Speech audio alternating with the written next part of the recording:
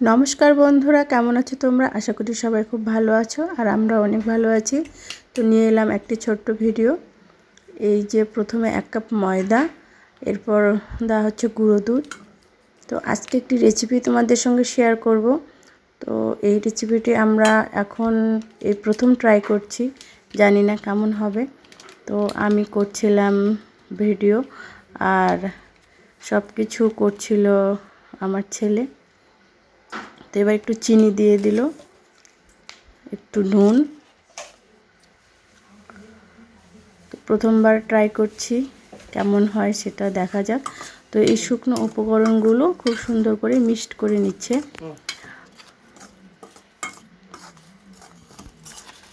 তো তোমরা কি গেস করতে পারছো যে আজকে কি আমরা ট্রাই করছি?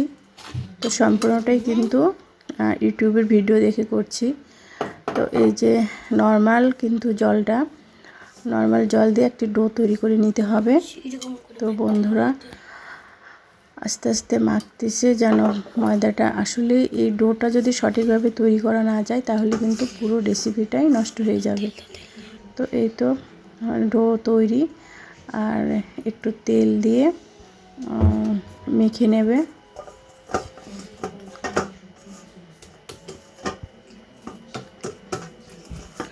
তো বন্ধুরা আমরা কিন্তু আজকে ট্রাই করতে চলেছি পিৎজা।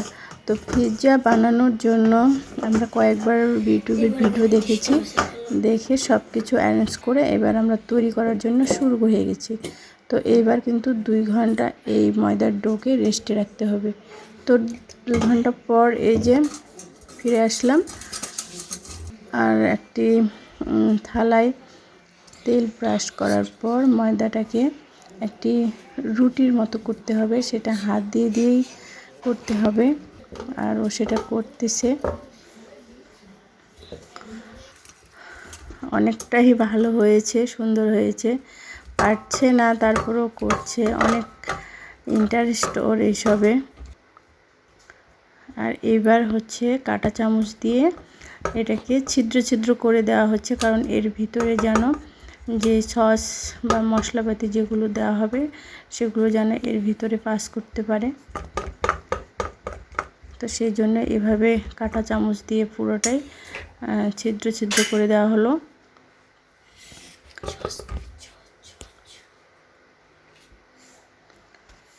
তো এবার প্রথম ধাপ হচ্ছে টমেটো সস।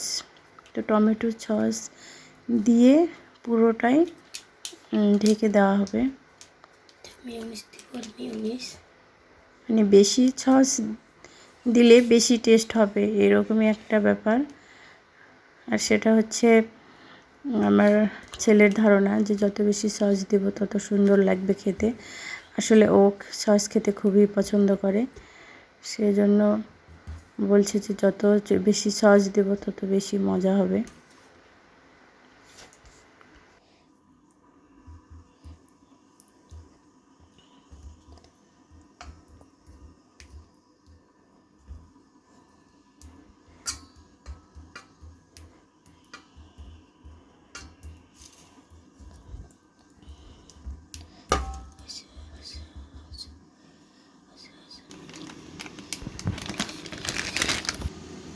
তো এইবার সস দেওয়ার পর এখানে মজারেলা চিজ দিয়ে দিচ্ছে, কারণ পিৎজার কিন্তু মেন উপকরণই হচ্ছে চিজ।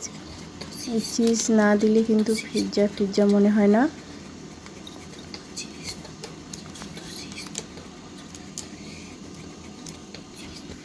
তো চিজ দেওয়ার পর এবার এই যে এখানে সবজি কাটা হয়ে গেছে, কাঁচামরিচ, পেঁয়াজ, টমেটো, ক্যাপসিকাম আর মুরগির মাংসটা একদম কেটে কেটে ছোটো ছোটো করে নেওয়া হয়েছে।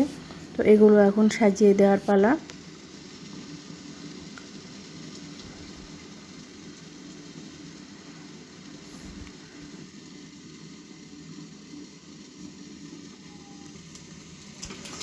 তো দেখো বন্ধুরা কতটা সুন্দর লাগছে দেখতে, ভীষণই লোভনীয় লাগছে, মনে হচ্ছে যে এখন খেতে শুরু করি।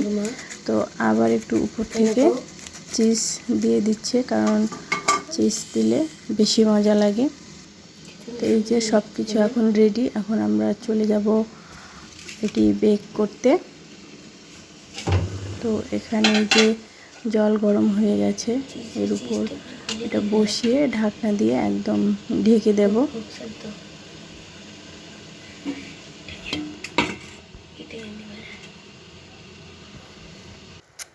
তো বন্ধুরা, আসলে কিন্তু ইউটিউবে আমরা যা যা দেখি সব সময় সেটা সঠিক হয় না, আর হয়তো বা সঠিক হয় সেটা আমরা সেভাবে করতে পারি না। তো সেখানে গরম জলের মধ্যে বসিয়ে দিয়ে কিন্তু সেটা হয় নাই।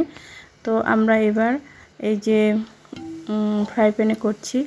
তো এখানে কিন্তু পারফেক্টভাবে পিৎজাটা তৈরি হয়ে গেছে, আর দেখতেও খুব সুন্দর লাগছে, কালারটাও খুব সুন্দর আসছে, আর স্মেলটাও কিন্তু খুবই সুন্দর আসছে। মনে হচ্ছে যে একদম দোকানের পিৎজা। তো বন্ধুরা, কেমন লাগলো তোমাদের আমাদের এই নিউ রেসিপি ট্রাই করা? তো তোমাদের যদি ভালো লেগে থাকে তোমরাও কিন্তু বাসায় ট্রাই করতে পারো। খুবই সিম্পল কিছু জিনিস, ঘরে থাকা জিনিস দিয়ে কিন্তু বাসায় তোমরা করতে পারবে। তো রাজ খেয়ে বলছিল যে খুব সুন্দর হয়েছে, টেস্টিও খুব সুন্দর আসছে। তো বন্ধুরা, আজকের মতো টাটা, বাই বাই।